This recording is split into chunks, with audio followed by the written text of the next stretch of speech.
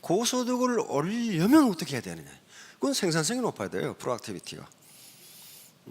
한 달에 100만 원밖에 생산 못하는 사람을 사장이 120만 원 월급 안 줍니다. 그러면 회사가 망하거든요. 그러면 생산성이 높으려면요, 반드시 자본이 있어야 돼요. 자본이 없이는 생산성이 높을 수가 없어요. 그래서 다 잊어버리시라도 우리가 자본주의 사회에 산다. 자본, 캐피탈이요. 캐피탈. 자본주의 사회에 산다는 것을 잊어버리시면 안 돼요. 자본. 자본주의는 뭐냐면요, 자본주의는 개인이 자본을 가질 수 있는 경제 체제, 이코노믹 시스템입니다. 개인이 자본을 가질 수 있다. 사회주의는 그럼 뭐예요? 개인이 자본을 가질 수 없다. 자, 엊그제 통계청에서 발표했죠. 우리나라 자영업 생존율입니다. 자, 3년 생존율이 몇 %예요? 그러니까 자영업 시작해서 3년 살아 10개 중에 6개는 망하고 4개 남았다, 그런 말이에요. 이건 3년 생존율이에요. 5년 생존율은 약 20%입니다.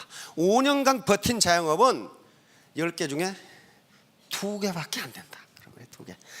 자, 그러니까 이때 2014년에 보니까 우리나라 창업, 자영업이 80만 개 생겼는데 이 중에 77만 개가 망했어. 그러면 우리는 망한 걸 보지 마시고 어떻게 살아남은 기업은 살아남았을까? 요것에, 야, 여기도 이상하게 말이죠. 파레토 2080 법칙이 그대로 적용돼요. 똑같이 시작했는데 80%는 망하고 80% 살아남는다. 왜 그럴까요? 이게 자본주의 시장 경제니까 그래요. 자본주의 시장 경제니까 경제상의 자유가 있어요. 그러면 그 성공 여부를 뭐가 결정하느냐는 거예요. 그 성공 여부를 결정하는 게 자본이라고 하는 놈이에요. 자본이라고 하는 놈이 결정을 해요. 그러니까 누구 원망할 수도 없어요. 근데 자본은 눈에 보이는 자본, 이걸 유형 자본이라고 그래요. tangible capital.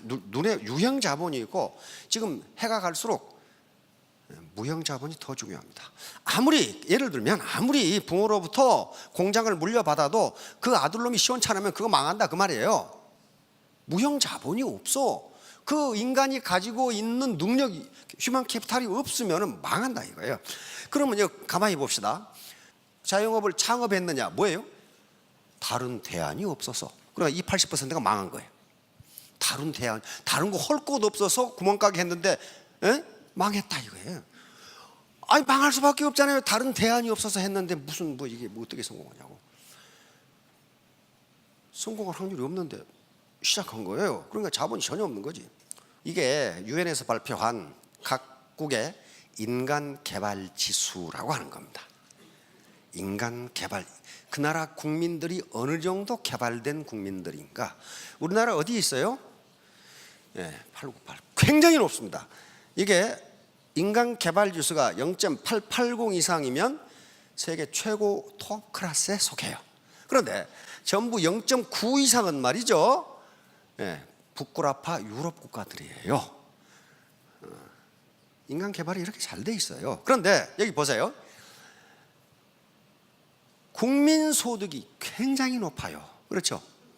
국민 소득이 굉장히 높아요. 인간 개발이 잘 될수록 어떻다? 소득이 높다야. 자, 다음 걸 보면 금방 알아요. 여기는 이제 0.7그룹이에요. 어때요? 앞에보다 소득이 낮죠? 인간 개발이 덜 되면 소득이 낮아요. 그럼 못해요? 인간 개발과 소득은 비례한다. 비례한다. 문제는 어디냐면요, 우리나라의 인간 개발 지수는 세계 탑 그룹에 속해. 근데 탑 그룹에 속해 있기 때문에 여기서 처지면 어떻게 돼요? 소득이 낮아져요. 우리나라 지금 고등학교 졸업하고 대학 진학률 70%죠. 지금 많이 떨어져서 70%야. 몇 년간 전에 80%였죠. 세계 최고거든. 그런데 현재 노동시장에서 필요한 대졸자는 30%밖에 안 돼요. 나머지 40%는 갈 데가 없어. 그러니까 우리나라 같이 평균 국민의 인간 개발 지수가 굉장히 높은 나라에서는 어지간히 해가지고는 상위로 못 들어간다, 그런 말이에요. 평균이 높으니까. 그래서 이제 내 인간 개발을 한다는 게 내 자본을 늘리는 거라고요. 자본을 늘리는 거라고. 여러분, 파트너가 매너가 있는 게 좋겠어요? 없는 게 좋겠어요? 있는 게 좋아요. 그렇다면 매너는 자본이에요. 그 인간 개발이에요. 휴먼 캐피탈이에요. 인간 자본이에요. 인간 자본, 인적 자본이라고 그런다. 휴먼 캐피탈. 이걸 개발하지 않으면 그 어떤 경우에도 돈을 벌 수 없어요. 일본 사람이 쓴 책이 베스트셀러가 된 적이 있어요. 신뢰받는 남자, 신뢰받지 못하는 남자. 그게 있어. 그 사람은 국제비서예요. 국제비서 자격은요, 아무나 따는 게 아닙니다. 엄청나게 어려워요. 국제비서 자격은. 그럼 일본의 외국 기업에, 유럽이나 미국 기업에 거의 대부분 동양지사가 도쿄에 있어요. 그러겠죠? 도쿄 아니면 홍콩에 있다고.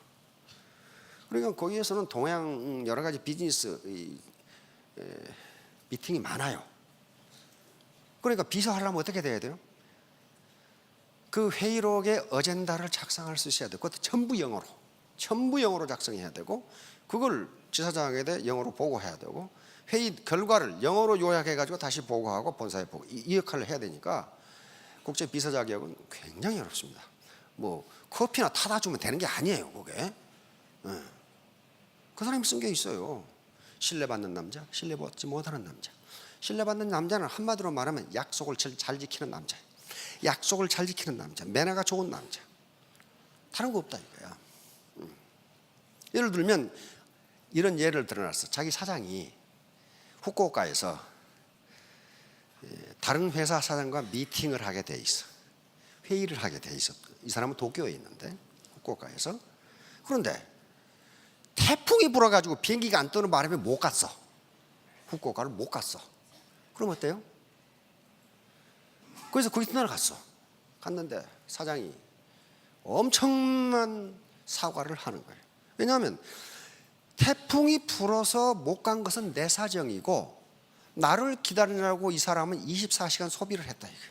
그렇다면 내가 이유를 댈 필요 없이 내가 잘못한 거야. 태풍이고 뭐 천재지변이고 간에. 그러면서 그 비서가 그렇게 써놨어요. 그 뒤는 항상 우리 사장은 미팅이 있으면 전날 가서 기다렸다 이렇게 돼 있어. 그러니 우리 사장이 한 약속은 누구나 믿었다. 신뢰받는 남자가 됐죠. 그걸 신뢰 자본이라고 그럽니다. 신뢰받는 사람한테 물건 사겠어요? 믿을 수 없는 놈한테 사겠어요? 꼭 놈만은 아닙니다. 여기서 뭐 하는 건. 그래서 신뢰를 자본이라 그래요. 자본이라 그래요. 캐피탈이라고. 그런 것들이 자본이라는 게. 그러니까 그 자본을 부모로부터 물려받을 수 있느냐 하는 거예요. 없잖아요. 내가 근면하고 신뢰받을 수 있고 도덕적 행동을 하고 매너 있는 행동을 하고 베풀고 하는 것은 부모가 그렇게 하지 말라는 부모가 한 사람도 없어. 그렇게 하라고 누가 그랬어요? 국민학교 도덕 선생님이 그렇게 얘기했어. 그러니까 우리나라에서 초등학교 도덕만 잘 가르치면 된다고 그러더라고. 거기 다 있는데 안 해. 안 하니까 신뢰가 떨어지는 거죠. 그래서 바로 우리나라 평균 인간 개발 지수는 굉장히 세계 최고로 높습니다. 최고 그룹에 속해. 그런데 그게 평균이고, 문제는 나야. 나의 인간 개발 지수는 그럼 어느 정도냐 하는 게 이게 문제예요. 왜? 우리 사회에 전부 다 인간 개발 지수가 높기 때문에 그것보다 더 높아지려면은 자기가 노력을 해야 되는데, 그 노력은 무슨 노력이냐? 가장 중요한 게 겸손이라고 하는 겁니다. 겸손, 휴밀리티라고. 이건 모든 인간관계에서 기본이 겸손이에요. 겸손은 무슨 말, 눈웃음 살살 치면서 뭐 안녕하십니까? 그거 겸손 아니에요. 그 위선인 경우가 대단히 많아요. 거의 대부분 위선이에요.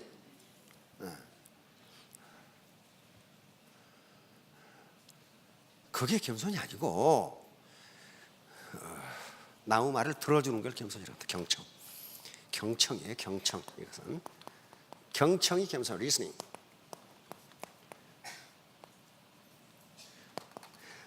겸손하지 않고는 남의 말을 들어줄 수가 없어요. 그러면 남의 말을 듣는다는 건 뭐예요? 내 인적 자본이 늘어나는 현상이에요. 내 말만 짓거리면 어떻게 됩니까? 내 인적 자본이 나가는 거예요. 어카운트가 점점 줄어들어요. 다시 말하면 겸손은 남의 말을 들어주는 거예요. 다시 말하면 내가 스폰서 말을 다 들어주는 거예요. 스폰서 제가 말한 게 말이야, 이 학력도 형편없는 놈이 내가 대학 나왔는데 나보고 뭐라고 그래? 그 라인 안 돼요. 절대로 안 돼요. 절대로 안 돼요. 정말 절대로 안 돼요. 그건 왜 남의 말을 들어줘야 하는지는 나중에 또 설명할 기회가 있을 겁니다. 다중지능 이론이라는 게 있어요. Multiple Intelligence Theory. 다시 말하면 학자들이 연구해 본 결과 지능이 9가지가 있답니다. 9가지. 지금 우리 선생님들 우리나라에서도 그 9가지 지능 이론 가지고 가르쳐요. 우리가 통상 지능이라고 했던 건 학습 지능입니다. 수학을 잘 풀고 뭐 빨리 외우고 가는 거 있죠? 그거 지능이에요. 그런데 내 동기생에도 천재가 있어요. 야, 공학의 천재인데 공학의 천재예요. 그 녀석은 한글 써놓으면 이걸 발꾸라구를 썼는지 지금 저도 써놓고 잘 몰라. 이게 뭐냐고. 다시 말하면 천재인데 공학 측면의 천재예요. 그럼 공학 측면의 천재한테 음악 해보라고 그랬어요. 됩니까? 안 돼요. 그래서 지능이 9가지가 있다는 거예요. 예를 들면 학습 지능이 있고 언어 지능, 말을 잘하는 사람이 있어요. 말을 들은 건 한 주먹 들었는데 퍼내는 건 말로 퍼내는 사람 있죠. 대표적인 게 우리 박한길 회장께서 이제 그런 게 이제 어찌 그렇게 말을 잘하는지 그냥 이게 언어 지능이라는 지능이에요. 음악 지능, 미술 지능, 공간 지능 이런 것들이 있어요. 그런데 학자들이 연구해 본 결과 한 사람이 모든 지능을 다 가질 수 없다는 거예요. 남의 말을 경청하는 이유가 뭐냐면은 많은 사람이 있는데 각자 가지고 있는 강점과 지능이 다르다는 거예요. 그런데 이 사회를 상대로 비즈니스를 하다 보면 그게 다 필요하다는 거예요. 다. 노래 잘하는 사람, 미술 잘 그리는 사람, 뭐 디자인 잘하는 사람, 뜀뛰기 잘하는 사람, 그다음에 마이크만 잡으면 아주 엔터테이너를 있어요. 그렇죠? 엔터테이너들이 있어요. 그래서 예를 들면 이런 거예요. 나는 대학 나와서 이만큼 알고 있다. 그런 말이에요. 근데 내 파트너는 밤에다 와가지고 이것밖에 몰라.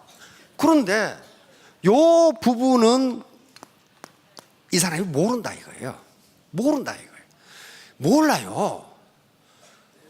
그래서 절대량은 많지만은 모르는 게 있다 이게. 모르는 게. 그걸 들어주라는 거예요.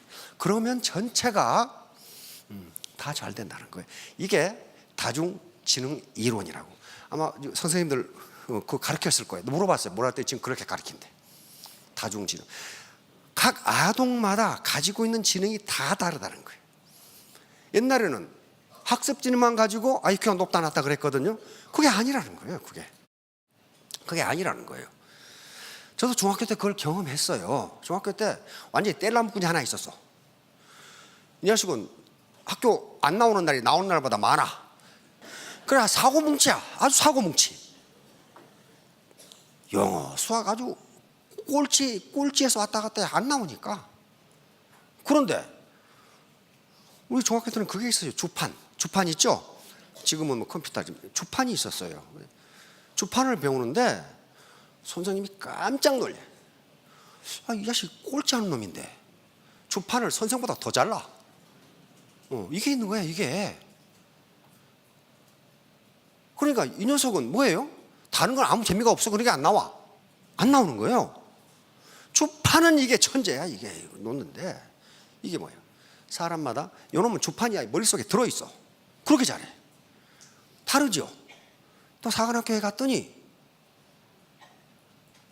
유도 선수야. 유도 덩치가 이만한 놈이단 말이야. 응? 암산 5단이라나? 그래서 저 새끼가 무슨 암산을 해? 그랬거든. 그러니까 이제 성도가 이 무인 판매소라는 게 사관학교 무인 판매소가 있어요. 거기에 얼마가 매출됐는지, 뭐가 얼마나 매출됐는지 싹 부르는데 얼마야? 그러니 얼마입니다. 딱 말하는 거예요. 정확하게 맞아버려. 그리고 깜짝 놀래가지고 너는 유도하고 그건 언제 했냐? 물으면 그냥 알았대. 그냥 알았대. 그냥. 그게 지능이에요. 그러니까 유도 선수가 암산을 그렇게 잘하리라고 모르는 거예요. 그게 뭐예요? 지능이 9개가 있다는 게 맞잖아요. 9개가 있는 거예요. 그래서 학력이 낮건 그 사람이 밤매다 왔건 고기 잡다 왔건 당신이 모르는 게 있다 이 말이야. 모르는 게. 그걸 배우면 어떻게 돼요? 자기 휴먼 캐피탈도 점점 늘어나지요. 그래서 겸손하지 않고는 절대로 성공할 수 없다. 왜? 이 인간 사회가 보통 복잡한 게 아니거든. 그래서 요거 이제 요 무슨 아까 자본주의 설명하면서 요거예요. 자본주의의 모든 문제는 누가 해야 돼? 내가 해야 돼. 내가. 우리 헌법에 정해놨잖아요. 경제상의 자유를 보장한다고 그랬어요. 그러니까 내가 뭘 하건 내가 해야 돼. 내가 해야 돼요. 예를 들면 내가 밭이 1000평이 있다. 여기에 고구마 심을 건지 마늘 심을 건지 무 심을 건지 그럼 사과나무 심을 건지 누가 결정해? 이장이 결정합니까? 그건 내가 결정하는 거예요. 그러면 거기에서 나오는 결과도 누가 책임져야 돼? 내가 책임져야 돼. 이게 의사결정이라고 하는 거예요. 의사결정, decision making이라고. 그래서 자본주의 세계에서 이윤 또는 돈벌이를 뭐라고 규정하느냐 하면은 불확실한 미래에 대하여 올바른 의사결정을 한 대가, 그렇게 결정합니다. 그것이 이윤이야. 내일 무슨 일이 일어날지 어떻게 알아요? 지금 내가 고구마를 심는데 이 고구마를 수확해가지고 팔 때 고구마 가격이 어떻게 될지는 누가 아냐고. 불확실한 거예요. 불확실. 콩을 심고 뭐든 그래요. 그런데 어떻게 결정합니까? 그때 어떻게 될 것이다. 경제 흐름을 보고 시장의 흐름을 보고 결정하는 거예요. 그래서 딱 들어맞으면 소득이 높고, 내가 채소를 심었더니 다 심어가지고 망했다. 그럼 어떻게 돼요? 의사결정 잘못한 거죠. 거기에 대한 책임도 누가 져요? 내가 져야 돼. 내가 의사결정을 잘해서 많은 돈을 벌었으면 돈 벌어가지고 이장한테 갑니까? 이장님 고맙습니다. 그런 사람 한 사람도 없어. 그런데 고추 파동이 나서 고추 가격이 떨어지면 리아카에 고추 싣고 동산으로 찾아가. 이 정부에서 안 사냐고. 그걸 정부가 그걸 누구 언제 심으라고 그랬어? 다시 말하면 자본주의 교육이 안 돼 있으니까 그래요. 자본주의는 내가 결정하고 그 결과에 대해서도 자기가 책임을 지는 거예요. 아무도 책임 안 져요. 그렇게 하라고 헌법에 규정해 놨단 말이에요. 그러나 자본이, 짝시 말하는 생산수단이 내 거 아닌 사회주의 체제에서는요, 자기 책임 없어. 왜? 시키는 대로 했거든. 그렇죠? 시키는 대로 했거든. 자본이 내 게 아니니까. 너 어디 가서 근무해? 너 공장 뭐 만들어? 너 공장 뭐 만들어? 그렇게 해서 했으니까. 그래서 결국은 모든 책임은 나에게 있다. Everything is up to me야. up to you가 아니거든. 네 잘못 때문에 그런 게 아니고 Everything is up to me. 모든 것은 내 잘못이야. 나에게 달려있다. Everything. 모든 것이. 그러니까 이거 부모 탓해도 안 돼. 우리 부모가 분당에 상가 하나만 물려줬으면, 분당 가봐요. 그냥 상가 하나가 어떻습니까? 그냥 간판이 그냥 수십 개가 붙어 있어. 그렇죠? 저도 가끔 지나가면서 그래. 아이고, 우리 아버지가 저 하나만 줬으면 나도. 근데 못 받은 건 어떡하냐 말이야. 못 받은 건 어떡하겠어. 그런데 그걸 물려받아도 그걸 컨트롤할 수 있는 휴먼 캐피탈이 없으면 망해먹어요. 망해먹는다고. 이게 지금 다 똑같은 강의를 듣고 네트워크 사업을 하는데 성공의 요체는 아무도 원망할 수 없어요. 나에게 달렸어요. Everything is up to me. 모든 건 내 책임이야. 저 스폰서 전현 때문에 말이야. 지원도 안 해주고. 지원해주면 좋죠. 해주면 좋아요. 지원해주는 게 나쁘다는 게 아닙니다. 해주면 좋아요. 그러나 세상에 당연한 건 없습니다. 당연히 되는 건 없어요. 안 하면 그만이에요. 여러분 당연히 여기까지 오신 것 같죠? 그런데 오다가 다리가 끊어져 버렸어. 그럼 어떻게 해? 그놈의 다리가 그냥 있어주는 게 얼마나 고맙냐고. 당연히 그게 붙어 있는 게 아니에요. 있는 게 아니라고. 그러니까 여기까지 오신 것만 해도 참 운이 엄청 좋으신 거죠. 운이 엄청 오다가 타이어가 빵꾸 나가지고 못 올 수도 있고, 또 어떤 사람은 오다가 미션이 내려앉아가지고 못 왔더라고. 또 오다가 그러면 자동차가 미션이 내려앉은 거 어떻게 알았냐고, 그걸. 그런 거예요. 그러니까 모든 건 나에게 있는데 요 휴먼 캐피탈을 늘려야 됩니다. 자, 이제 이렇게 있죠. 저 영감탱이가 드디어 동그라미를 그리기 시작했다. 이렇게 있단 말이에요. 이게 누구냐면 나예요. 나. 야, 내 위에도 많이 있는데 거기 있어도 소용없어요. 그냥 나부터 시작하는 거예요. 왜냐하면 모든 회원은요, 회사와 1대1 계약 관계에 의해서 성립하는 겁니다. 그리고 전부 다 뭐예요? 개인 사업자예요. 개인 사업자이기 때문에 뭐라고 불러요? 사장님이라고 부르는데 그게 허풍이 아니고 맞아요. 그게 법률적으로 맞다고요. 그러니까 나는 뭐예요? 내가 사장이면서 종업원이에요. 참 이상한 형태의 기업이죠. 그러니까 새로 온 사람도 등록을 시작해서 사업을 시작했다면 사장님이라고 호칭을 하는 게 맞다고요. 그게 과장도 아니고, 근데 그놈의 사장이 돈을 버는 사장인지 쓰기만 하는 사장이든 I don't know, nobody knows, 자기만 알아. 그게. 그런데 나부터 시작하는데 이렇게 내 밑에 주렁주렁 여기에 파트너가 늘어날 것이냐 안 늘어날 것이냐는 뭐하고 관계되냐 이 말이에요. 나의 휴먼 캐피탈하고 관계돼요. 내가 욕심만 부리고 게으르고 독선적이고 위압적이고 그런다면 내 밑에 붙어 있겠어요? 똑똑한 체하고 말도 안 들어줘. 안 붙어 있어요. 요 사이즈는 내 휴먼 캐피탈, 내가 가지고 있는 자본하고 비례해요. 가슴이 넓고 포용력이 커야 돼. 내 휴먼 캐피탈이 커지면 포용력이 커지도록 돼 있어요. 커지도록 돼 있다. 그래서 겸손을 자꾸 강조하는 거예요. 겸손이 모든 인간관계에서의 가장 기본이고, 모든 현자들이 말합니다. 교만이야말로 인간관계에서 최대의 실수다. 교만하면 절대로. 그런데 또 어떤 명언이 있냐면 교만한 놈일수록 교만한 놈을 싫어한다. 맞죠? 교만한 놈일수록 교만한 놈을 또 싫어해. 교만은 그러니까 뭐 폼을 잡는다 그런 게 아닙니다. 교만은 남의 말을 듣지 않는 거예요. 자기 말만 하는 거예요. 자기 말만 해.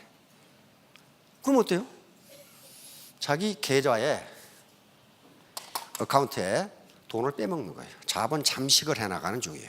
겸손하다는 것은 자기 어카운트에 자기 계좌에 자본 증식을 해나가는 과정. 왜? 점점 들어서 아는 게 많아지죠. 자본 증식이에요.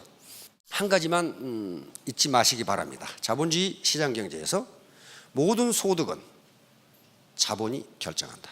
그런데 그 자본은 눈에 보이는 자본보다 눈에 보이지 않는 자본이 더 중요하다. 더 중요하다. 그것이 내 소득을 결정하고 내 애터미의 직급을 결정한다. 이것만 잊지 마시기 바랍니다. 모두 3년 후 5년 후에 스타마스터 로얄 마스터가 되시기 바랍니다. 감사합니다.